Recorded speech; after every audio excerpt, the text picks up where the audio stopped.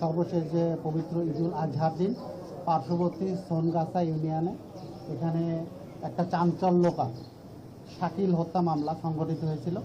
সেই হত্যা ঘটনা ঘটার সাথে সাথে আমাদের জেলার সুযোগ্য পুলিশ সুপার জনাব মোহাম্মদ সাইফুল ইসলাম শান্তু স্যারের নির্দেশনায় থানা পুলিশ এবং জেলা গোয়েন্দা শাখা সমন্বয়ে একাধিক টিম সাথে সাথে কাজ শুরু করে এবং তারা এই বিভিন্ন আসামিদের অনুসরণ এবং গোয়েন্দা তথ্যের ভিত্তিতে অভিযান চালিয়ে এই ঘটনায় যুক্ত মূল আসামি রাকিবকে কক্সবাজার থেকে আমরা গ্রেপ্তার করতে সক্ষম হয়েছি এবং সে প্রাথমিকভাবে পুলিশের কাছে এই ঘটনায় তার সংযুক্ততার কথা স্বীকার করেছে এবং সেই মূলত ছুরিকাঘাতটা করেছিল এবং পরবর্তী আইনগত ব্যবস্থা গ্রহণ প্রক্রিয়াধীন আছে।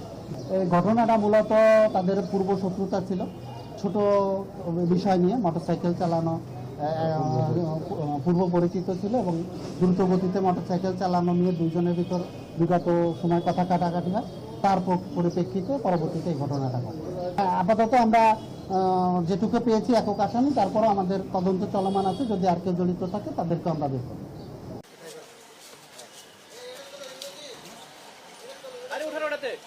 তদন্ত আপাতত আমরা নিয়ে নিই।